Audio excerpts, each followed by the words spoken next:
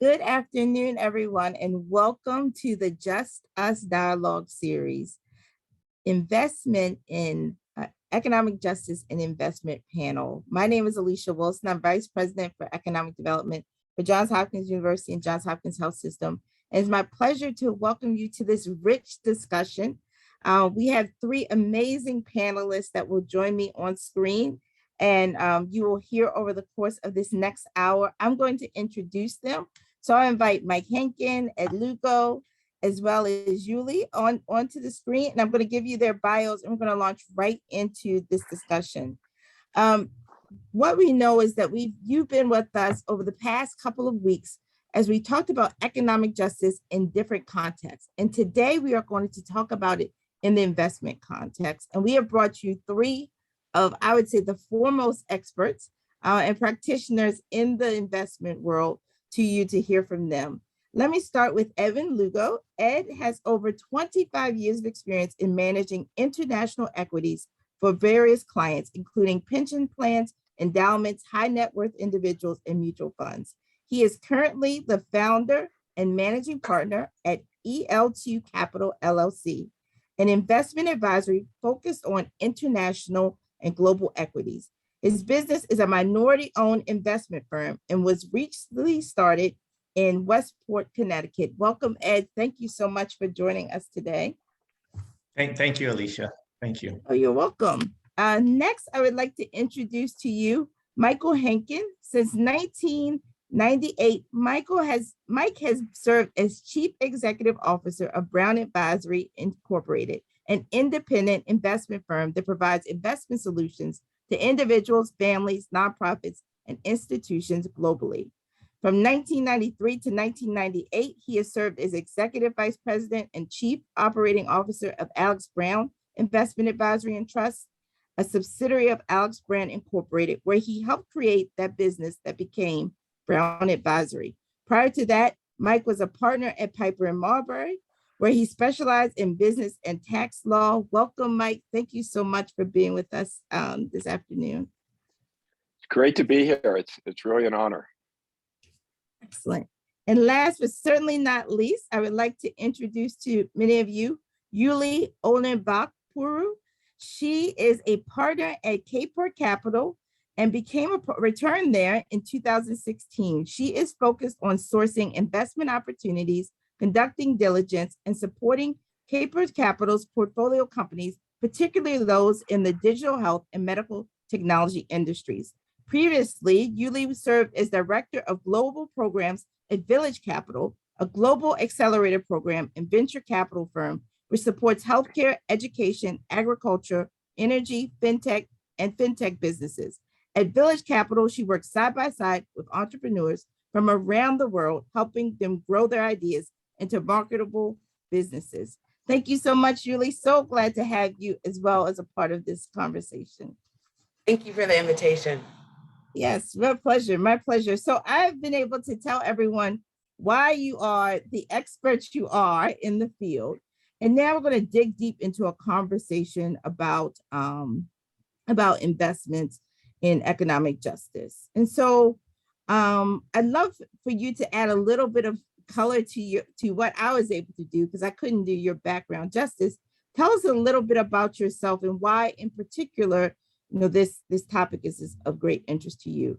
So I'll start with Ed, and then Ulili, and then Mike. Yeah, I mean, for me, economic justice, just having lived through it since when I grew up in a minority family, Hispanic family, and, had all the struggles as I grew up, and had a chance to work hard and be successful in my own way. I always loved investments, something that I've always got involved in. And it's important to me, economic justice, because I strongly believe that everyone deserves an opportunity, no matter what the background is. And to me, that's the most important thing. And that's what brings me to this conference. Excellent, excellent. Ulili, how about you? Yeah, no, same story as Ed. I mean, grew up in the housing projects in San Francisco. I remember my mom, who, I would say one of the most financial savvy person ever, And I think a lot of moms out there, right? Like they figure out how to turn 25 cents into $1 and make it last and stretch. And I know for me growing up, just realizing like simple things like how expensive it is to be poor. And that's something people don't talk about. And so it's something like, you know, buying the 4-pack of toilet paper when if you can afford the Costco pack or the 16-pack, you can actually save money. So simple things like that. I mean, you know, at Kapor Capital, I'm so excited because we have the chance to address economic inequalities two-sidedly. So one, through investing in tools, financial tools specifically targeted towards low-income individuals. And then secondly, through the founders that we serve. The majority of our founders are from, you know, underrepresented backgrounds in tech and also have histories of previously, you know, either being currently low income or currently low income and through the people that they hire. So it's building wealth through the companies and through the founders and through their employees. Excellent, excellent. I love how you said how expensive it is to be poor. It's such an important point. I'm going to come back to that in this discussion. How about you, Mike? Do you want to Yeah, I still struggle with understanding exactly which factor or which thing I think about that led me to be here today. But I mean, I'm a white guy running an investment firm, so I look a lot like most of the people running investment firms around the country and around the world. And a number of years ago, looking around at my colleagues, looking in the community, I tried very hard to put myself in their shoes and think about what opportunities are presented to them, and began to experiment with what impact we could make as an investment firm, with the impact that I could make personally as CEO by being much more deliberate, much more intentional, and just trying stuff. In fact, I was looking at the name of this panel, Just Us, and I could change that to just try something, beginning. And that's what we've tried to do. And along the way, I learned that, and pretty much I learned this from our work in the sustainable investing space, that there's tremendous importance to doing it in a way that we can deliver an investment return that's competitive with investment returns for mainstream investment vehicles. Kapor, you know, has been known for this as well, and that led to, I think, a significant impact in the sustainable investing space. And since then, we've been trying to do it in the diversity, equity, inclusion space, economic justice space, and then just keep learning how we can make a difference. And frankly, being on panels like this, I learn a ton from you, Alicia and Ed, and looking forward to having conversations with you, Lily. Excellent, excellent.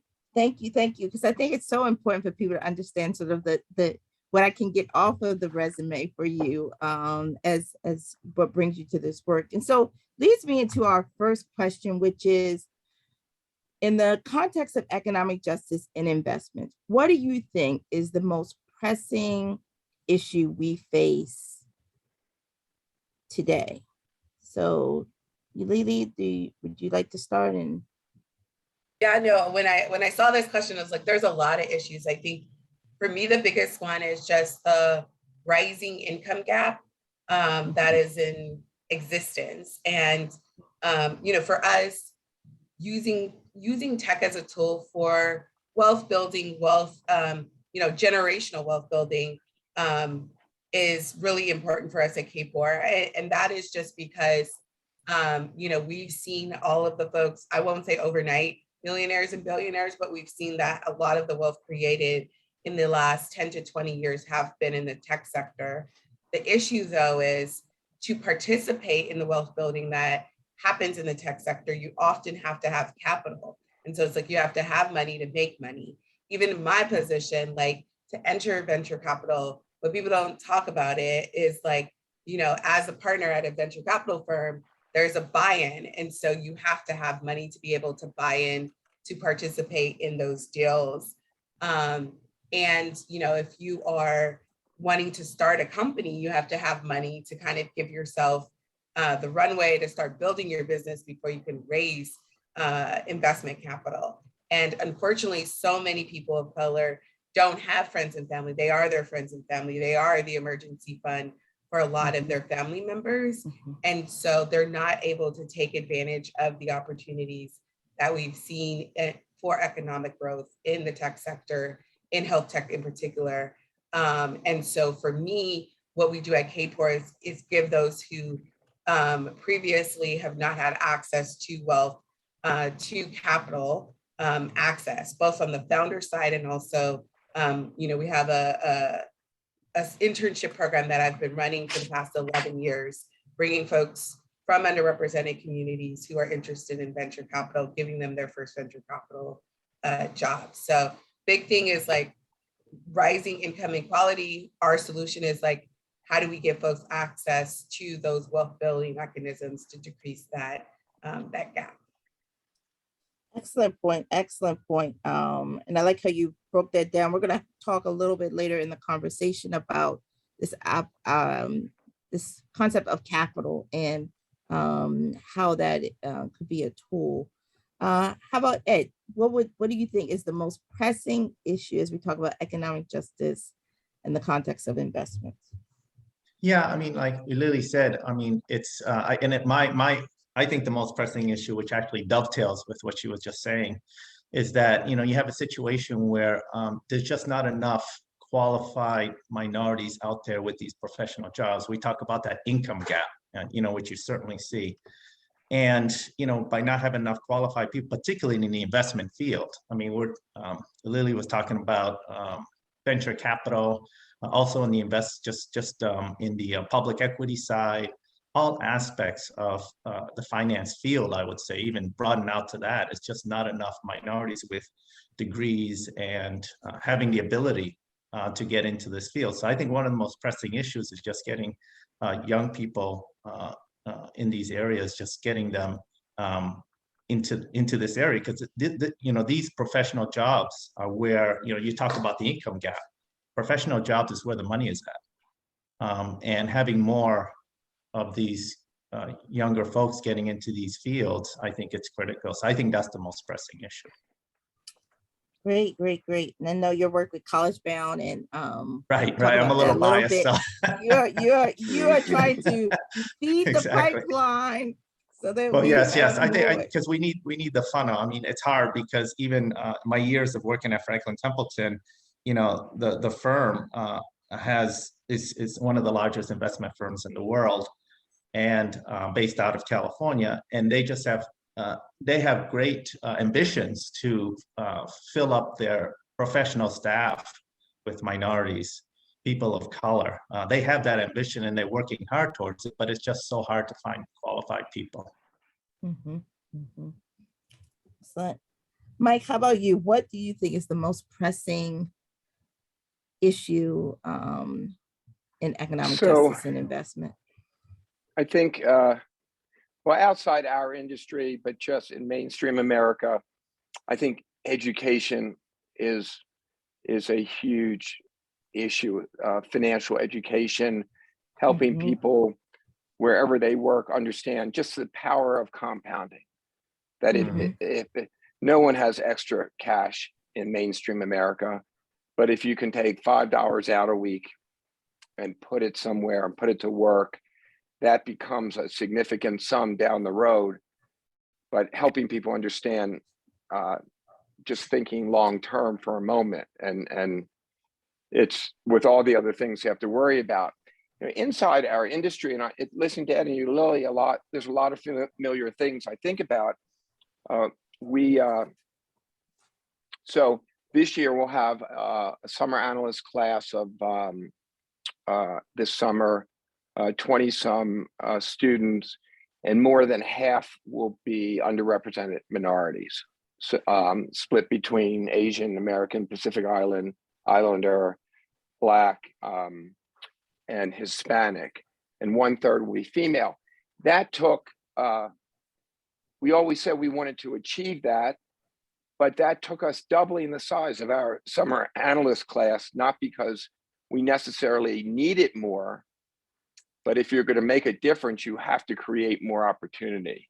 So we started out with our traditional size class and realized we just weren't getting there. And so there's a lot. So the answer to your question is a lot we've learned along the way. You think about creating deferred comp accounts for people working in this industry, so they have even $25,000 to put into a private equity fund to begin to see their money put to work, because even people coming out of college working at any of our firms doesn't have a lot of extra cash. So there's just a lot of nuance to it, Alicia. You look at 401ks, most of our 401ks are set up as a match. That requires you to be able to afford to put money in the 401k in the first place. And again, most people don't have extra cash to do that. So we need to shift our thinking to have less match and more contribution. And then lastly, I'll just say the rules in our industry are tough for people that don't yet have wealth. To go into most private equity deals, you have to be an accredited investor or a qualified purchaser, which requires you minimum to have $1 million. And think about that entry ticket to entry. No, you're so right. And really all of your pressing issues dovetail off of one another. They really are a part of, thematics along in the same book, in the same story of the wealth gap, education, financial literacy, the qualified, pool of candidates for positions. And so appreciate what you all are talking about. I'd love to, Mike, you serve on the board of Johns Hopkins. Ed, you are on the board of College Bound within organizations, Ulili.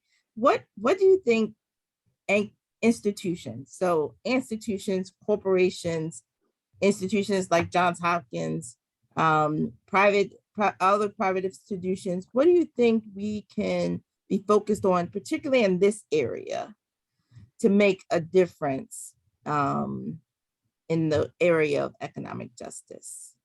I'll start with Ed, and then Mike, and then Sure. Lily. Yeah. I mean, it's interesting you say that because, one of the things that we're working on at College Bound now, College Bound is, as most know, is that we're trying to get college kids into colleges.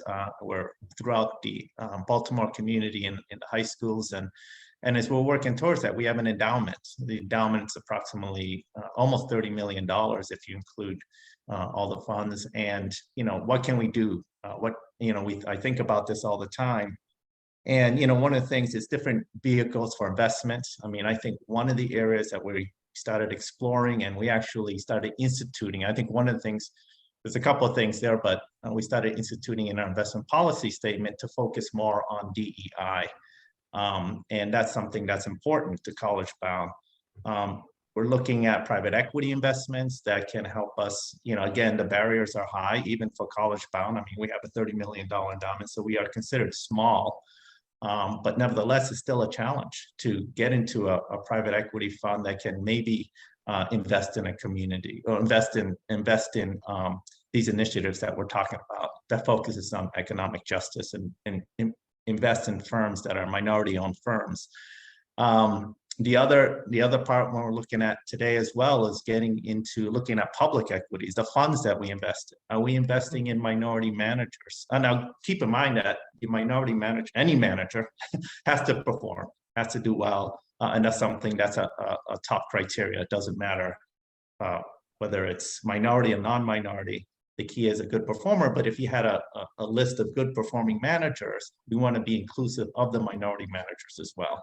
So focusing on those types of programs. And finally, focusing on the managers that we have today and what type of companies they're investing in.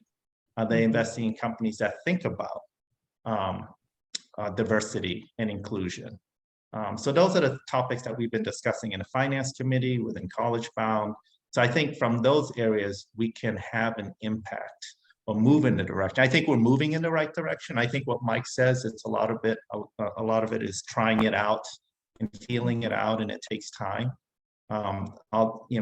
This is new for a lot of us. So, and thankfully we're pushing in this direction. So that's from my perspective, what I think the type of action or the type of things that we're doing today that can move into this area.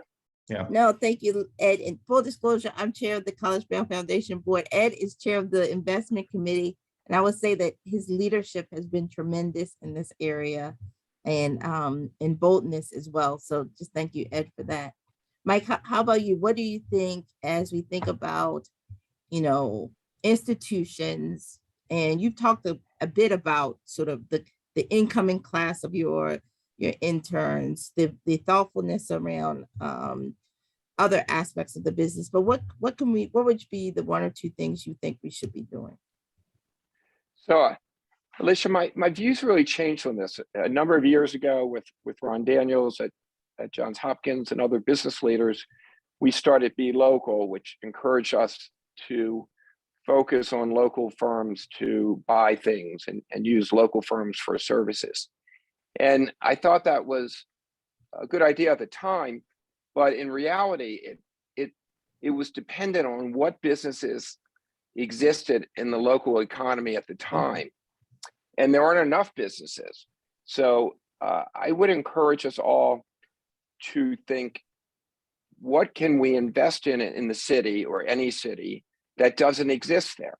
So take the brains at Johns Hopkins, take the endowment at Johns Hopkins, take capital committed from firms like Brown Advisory and Tiro and others, and create a new form of grocery store in the parts of the city that are food deserts, for example. I'm convinced that if we all put our heads together, we can figure it out and start tackling things like that.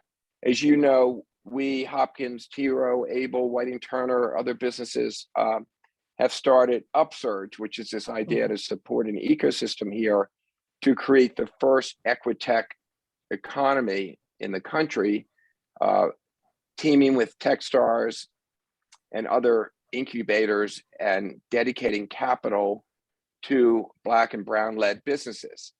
It's something that 5 years ago we didn't think of doing, but we know now that unless we all do it, it's not likely to happen. So we have to look at each other and say, hey team, hey Hopkins, hey Tiro, hey Able, what can we start? I love your thought around the innovation to solve an issue in community with the brilliance of all of these institutions on something that's so desperately needed. A great point. Ulili, what would you say? What is something that you think we all could do better to shape it? Yeah, no, I mean, I was thinking, unfortunately, I haven't had the chance to work much with Johns Hopkins. I serve on the small business board at the UC system. Yeah, exactly. Yeah. We actually have two investments who came out of Johns Hopkins Accelerator. And they're doing really well for us. So thank you for that. But currently on the UC system Small Business Advisory Board, and something that they're doing, I mean, the UC system kind of, they were like, it's not enough for us to say we want more vendors and supplier diversity. We actually have to take steps to enable those folks to participate in this economy. And a big thing, especially for large corporations, school systems, et cetera, is they're notorious for being slow payers in terms of their invoices. So that means like net 90, net 180 sometimes. So it takes 3-6 months for those small businesses to receive payment. A lot of times, especially if you're a really small business, you can't afford that, and you don't have the capital to actually do business with the larger corporations. And so the UC system made a commitment like, hey, we're going to increase the rate of payment for those small businesses so they can actually participate and be a supplier. We're going to cut down kind of the bureaucracy required to be a supplier for the UC system. And they have grants for those small businesses as well, like introductory grants. They have programs to help them navigate, the RFPs that the university sends out. And so they were like, hey, we don't want to just say we want to do this, but we'll take steps to include folks to be a part of it. So that's one thing in terms of how do you involve more small businesses? Because a lot of these corporates, you have to think of all of the things that go on behind the scenes to help keep them running. The other thing, when Mike was talking about financial education and removing the barriers, like for us at Kapor Capital, we offer folks their salary. There's also other benefits that we do, such as student loan repayment, to kind of help bridge those gaps and realizing that, that is an obstacle that a lot of folks are facing. But something we did recently that just got, our employees were like, oh, this is amazing, was really relatively low cost for us, is we brought in 2 financial advisors who did kind of a finance 101, a 2-hour lunch and learn session about how these are the steps you should be taking in order to kind of secure wealth for your family. They were not selling anything. It was very much like, what is a trust? Do you need a revocable trust, a living trust? Like, what should you set up a 529 plan for your child? Like if grandparents set it up, it's not included. When kids go, you apply for financial aid. So just those little steps. And our folks who, I like to say, we pay really well at Kapor. So it's not like they didn't, they have salary, they have money they can invest. I think like a lot of folks, they just didn't know where to start. It's not something we teach in school. And so when Mike said, financial education, I was like, yeah, it was so important. And folks it was the most well-attended session we've ever had. And like our startups heard about it. They asked for us to start doing it for their employees as well. And so it's like educating folks about the financial tools that are available to them. And like, what is the difference between a Roth and a 401k? Yeah. And Mike talked about we changed a long time ago. Like, we don't do a match, we do a straight contribution for our employees, because we realized that those who were missing out on the match were the lower paid employees who probably needed it the most. And so we took away that barrier. And so for some of our other companies who still have that match in place, we tell them to refer their employees to like Lend Table, which will borrow you your match so that you can get the full benefit of the 401k. Wow. It's a borrow, but it's I urge folks to look it up. So I would say removing the barriers that currently exist for entry to play in these large economic fields, and then 2, just double down on what Mike said around education. I love you all are dropping so many gems. Don't worry, everyone. We'll make sure they get in the chat. Y'all are being quoted on Facebook, on the VFirst platform, on YouTube. Also, I want to tell people who are listening, some of you are listening like a radio program, type your questions 22333, then type JHUWL in the message. I'm receiving all of your questions here, so don't worry, I'm going to weave them into the conversation that we're having. Ulili, I want to start with you and get to Ed and Mike on this point, which is, you talked about Lend Table, right? Like, are there certain specific investments that you've seen or participated in that you think have led to equitable wealth building? And I love how you and Mike and Ed have talked about this discussion of the tools to build wealth, because we know that there are different conversations that happen at different tables. There were different conversations that happen at my dinner table than those of the people that, I now get to, I work with. So can you talk a little bit about how we can, things that you've seen that have done this at scale? Ulili, I'll start with you, and then Ed, and then Mike. Yeah, I mean, I definitely would say check out our fintech portfolio on kaporcapital.com. I think all of the things from like Lend Street, Lend Up, Earn Up, it's things like, getting access to non-predatory financial products. Like, how do you invest your money? we have invested in, more like a minority specific business, like banks. That part of it is like, you don't just get a bank from them, but you also get the education in terms of, what percentage of your money should be in a checking, should be in a savings. So definitely check it out. I will, I won't use this as an infomercial for our companies, but I see one of the questions in the chat in terms of like folks' willingness to participate in kind of investing. And I urge folks to check out like Acorns, or there's similar systems like that where it's like a roundup system. So if you buy that iPhone, if you buy that pair of sneakers, and the total is like, I don't know, what is sneakers? $102.13. The remaining part of that dollar will then be invested on your behalf through Acorns. And so it's kind of like a painless way to start saving and to start investing, because it's literally using your leftover cents. We all know that growing up, at least we all, I had the change jar, I still do.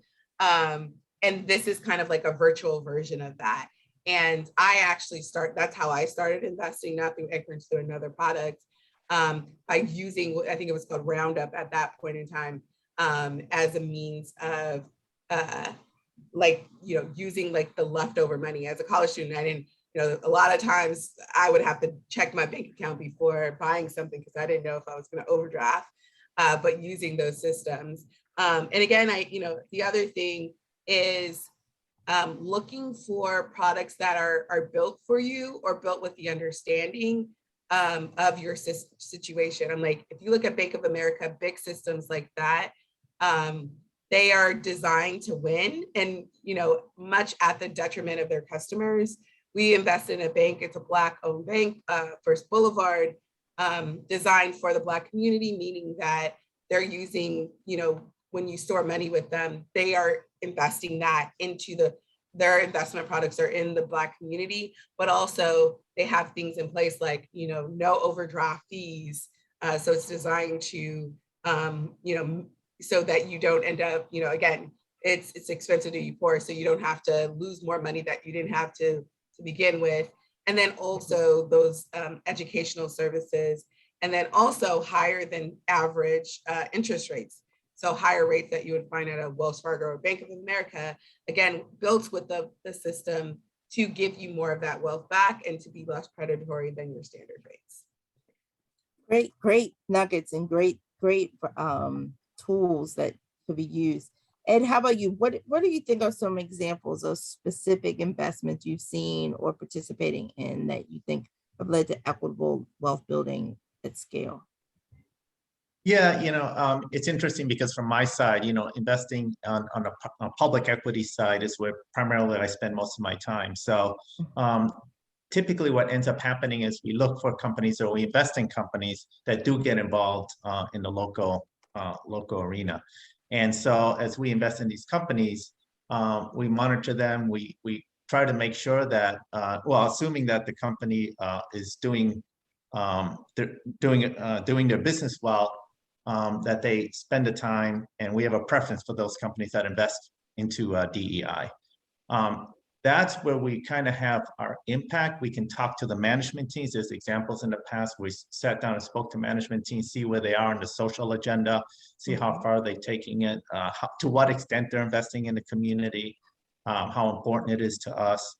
And so, management teams, I think one of the things that we bring to the table is just really getting the message out to the management teams of these companies. I tend to focus on smaller companies, and as a result, I tend to have more influence and more contact with the management team. So I would say indirectly, that's how we have been able to help out and scale. Of course, as you mentioned before, Alicia, personal investment on my side is certainly investing in the college bound. So I think that's one area where that certainly has an impact on the community. But from a professional perspective, in terms of my occupation, that's where I think I have the most impact. Or those were some good examples that I could highlight. No, excellent. Mike, how about you? What do you think, have you seen or have you been participated in that you believe has led to equitable wealth building at scale? I think I start with the thought that everybody's different. So it doesn't matter whether you have no money or you have a lot of money, everybody's goals are different. I saw a question about should you pay off debt? And I just answer in my head, I answer it, well, I don't know, because it depends what your situation is. So number one, if you can find someone in your life that you can ask for advice, you know, I would encourage people to do that, because somewhere there might be someone that can provide some financial advice.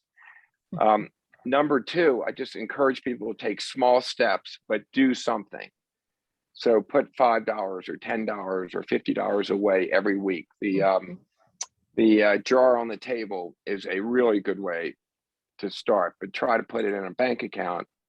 And then the third thing is, since we hopefully in the virtual audience here, there are a lot of students who are embarking on careers, I'd encourage them to go to look at employers who make it easier. You know, as Lily was saying, which employers are providing equity, which ones are providing 401k contributions without a match or a smaller match, and so forth, and which ones provide financial advice, which ones pay for education once you start working. Those things are going to make a huge difference in the net worth of the individual 20 years from now. And I'll end with saying that if people don't get the concept that this matters, that this will help businesses be more successful, I'm sure Ed and Ulili will agree that the employers that offer this will attract the best and the brightest, all things considered. Yeah. And I love how you said, I want to stay with you for a minute, because I think COVID in particular has allowed for us to actually have access to more information and actually read it. I think there is a consumption that has happened during COVID that is very different about ideas and thoughts. And one of the things that to your point, we've consumed the dangerous economic side and the peril that a lot of people were in. Many people were on the edge, right? 2 weeks of not working plunged so many people into economic ruin, food insecurity, significant food insecurity, not being able to pay sort of fundamental bills. What do you think are some of the lessons that we should have learned from that, that will help to inform investment priorities for all of us as business owners, but as individuals as we move forward, on our journey? You want to start with that, Mike? Mike said, That's a big one. So what we all know now is that the risk of the unknown is huge. Anything that we thought wouldn't happen, we know now could happen. And I think the one thing that helps, and this is a challenge for people who are living paycheck to paycheck, but this applies to them, I think, as well as to somebody with a lot of capital, is that focus on liquidity. So having some savings, some liquid assets, that if you're living paycheck to paycheck, you know now how important it is to have something that can cover you that 2 weeks or 4 weeks.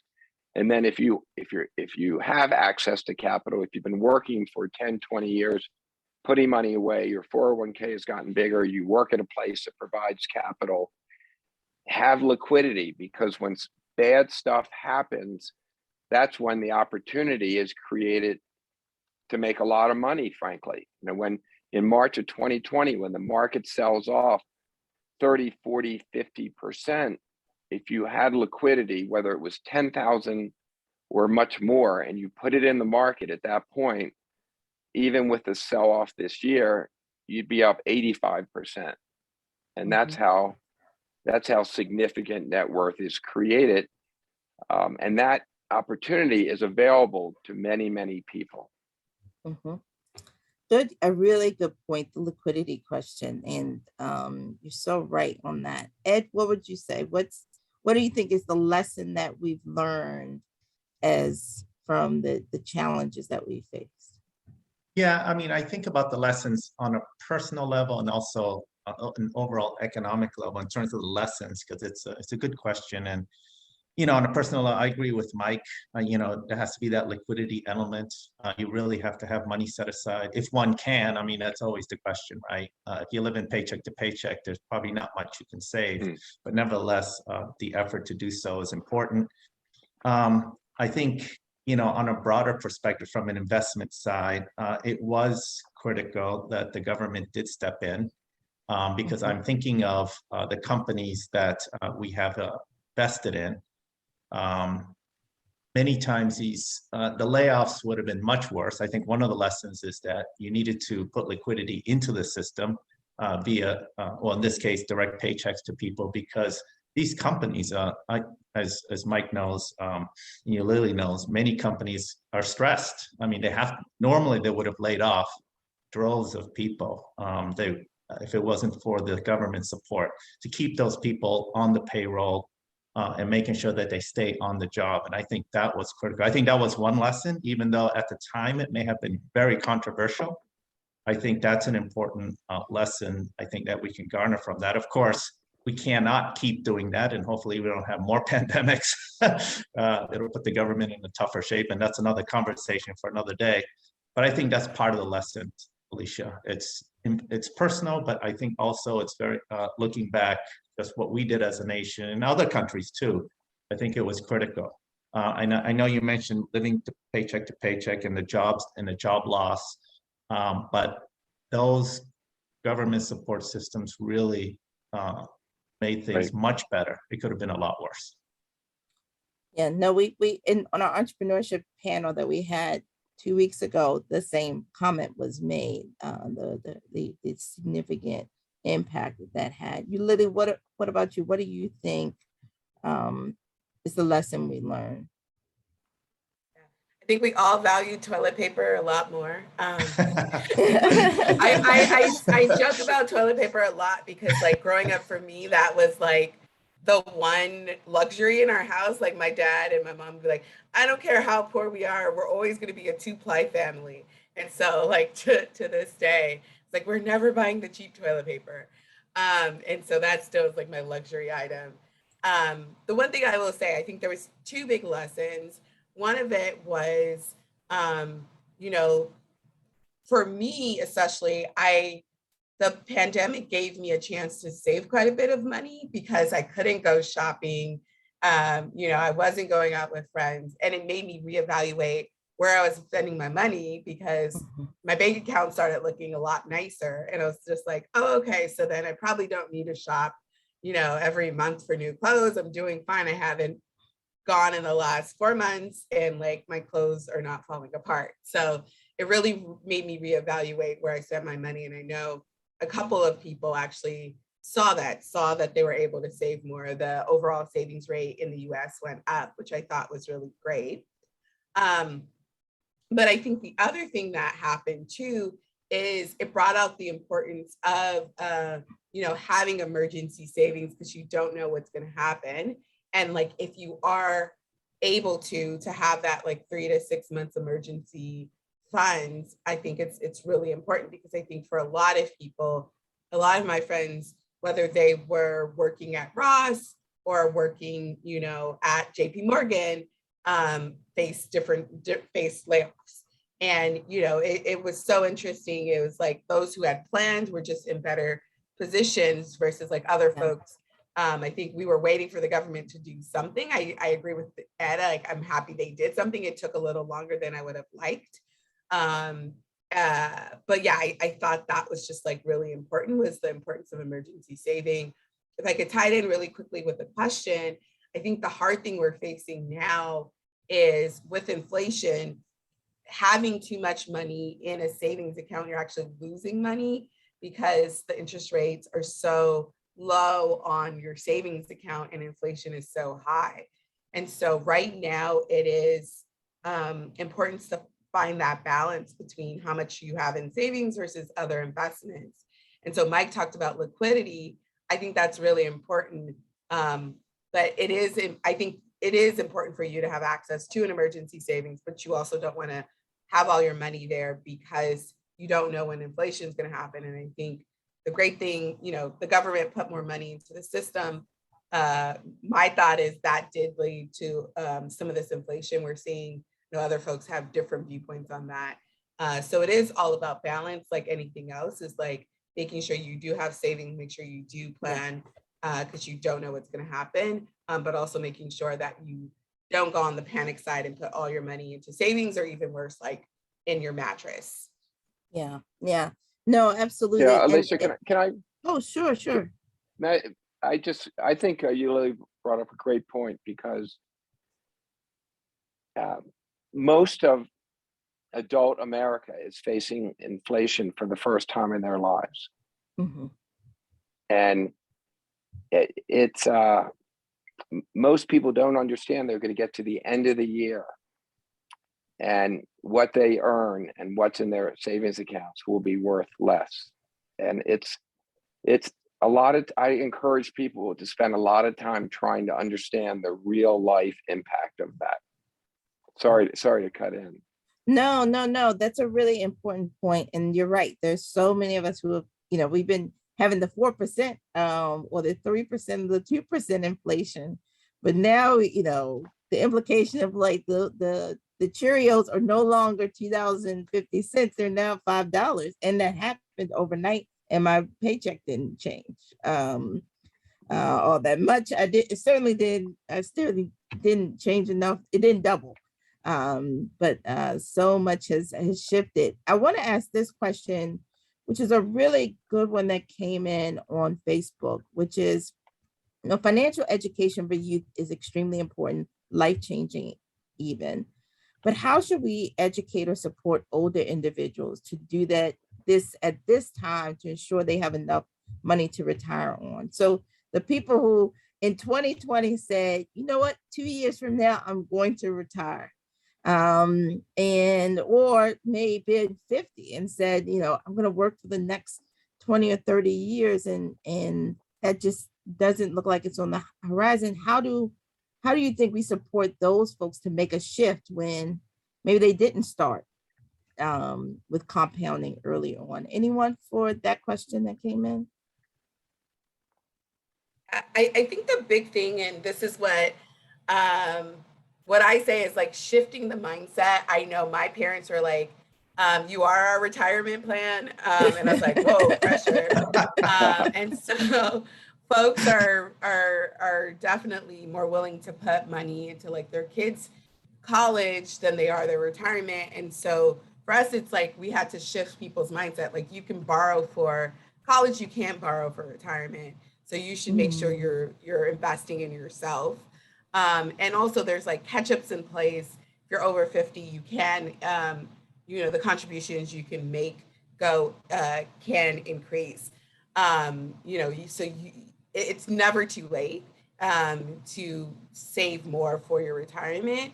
I feel like for me, like the best thing and the worst thing is like YouTube has all these videos. It's hard to kind of nail down which one makes the most sense for you. And sometimes there's people peddling a lot of stuff, but a lot of my education, not necessarily about where to invest, but I didn't know like what is the difference between like a traditional Roth.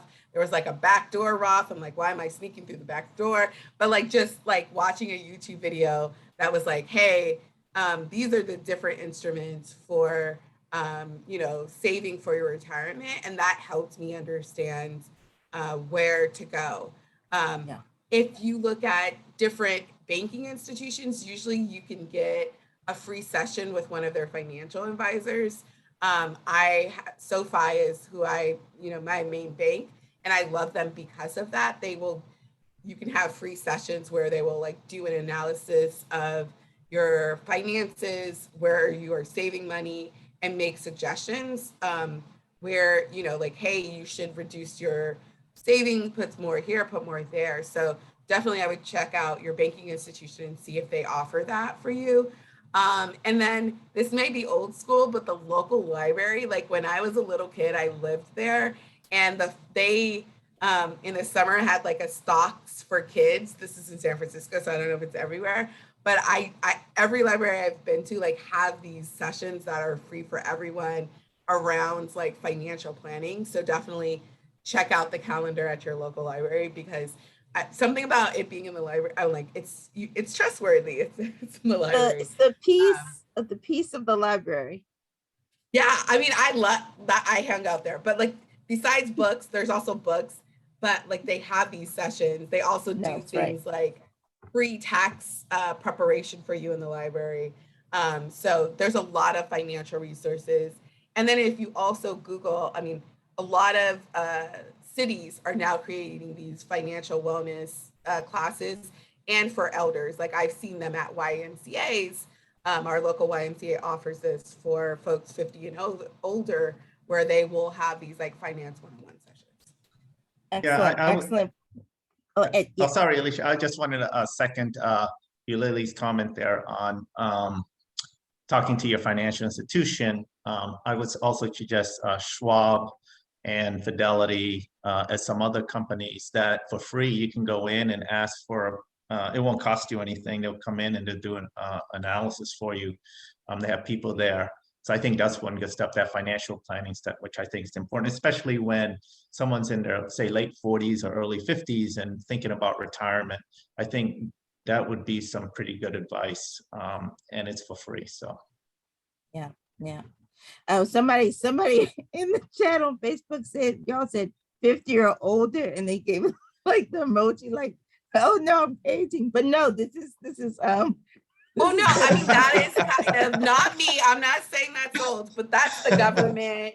Yes, that's the government that they have for like, you should have significant savings. And that's when they like put in place all these systems for catching up on your retirement savings. Not saying that's old. Right. Listen, my mom is 68 and she's still out, like she's out there. And so I'm like, I wish I had the young energy my mom has. But the government has designated 50 a check-in point for your retirement savings. Yes. Now we have 2 more minutes. One, this has been an amazing conversation. I want to leave us on, if you each could give us in 30 seconds, what's the call to action? We've had a rich discussion. We have policymakers, we have students, we have CEOs watching. We have really the entire community watching. What's the call to action around economic justice and investments? Ed, what's the call to action for all of us? Well, I think the call to action, I mean, in terms of investing, is to direct more monies into the areas that we're talking about. I think supporting minority managers is a call to action. I think focusing in the private equity space, which Ulili has more familiarity with, investing in those areas. And of course, I think the other piece of call to action is working in ways to get the folks educated, the young kids being educated, the Black and brown kids, and get them up to speed. I think those are the areas of call to action, and making pathways for those youngsters to move up and get into these internships and get into these corporations, as some of the things that Ulili was talking about, which I think are critical. So I think those are the calls to action. It's going to take time, in my opinion. This is a long-term project, and I think but we need to keep moving forward. And I think as long as we keep it top of mind, I think we can make progress in the long run. Excellent. Mike, what's the call to action? I'll reach out to other CEOs. So number one, hire more diverse colleagues. And then once you do, take time to make sure we have plans in place to help them be successful. Make a commitment to them to help them be successful at your business. And then the second thing is put capital to work with other businesses, universities, anchor institutions, and let's start some businesses that that we know need to be there. Excellent, excellent, excellent. Ulili, what's your final word? What's the call to action? Yeah, 100% what Ed and Mike says. I would just end by saying, like, invest in yourself. You know, whether it be the penny jar or acorns, or investing in just taking time out to evaluate your financial situation, have a budget. I'll do a plug for Little CPA on Instagram. It's run by one of my friends who's a certified financial planner, but it gives a tip a day that you can do to make sure you're financially healthy years from now, and does it in a fun way with like a really great soundtrack in the background. So you want to make sure you're set up for success. If you have children or loved ones who are depending on your income, you want to make sure they are okay too. So it means having hard conversations about what happens when you die, where does your money go? You know, I think money has been taboo for such a long time, but you need to talk about it. And that's the only way we can start bridging these economic divides, is having the conversations, talking to your coworkers about how much they make, because a lot of folks, especially women of color, but people in color in general, we're underpaid relative to our white peers. So have those hard conversations, take time to invest in yourself. And don't do like I used to do. Like I used to not look at my bank account balance when I would take money out, because it was never a good thing. But that's how you end up in bad situations. You have to remove your blinders. You have to know where you're going if you want to get where you want to. So. Excellent, excellent. Thank you so much, so much. All three of you were phenomenal on this topic. I want to thank each and every one of you. Everyone stay tuned. We have another panel coming behind us, economic justice in healthcare. And at 2:00, we have a fireside chat you do not want to miss. Thank you to all of our partners, Johns Hopkins University, Health System, Microsoft, Goldman Sachs 10,000 Small Business, Bloomberg Philanthropy, U.S. Black Chamber of Commerce, Buy Black, Johns Hopkins Health Education and Teaching Corps, and Hopkins Local. Thank you, Lily. Thank you, Mike. Thank you, Ed. Thank you, Alicia. You're awesome. Thank you. Yeah, thank you. Yes, Thank yes. you. Fantastic, Alicia. Thank you. Thank you. Thank you.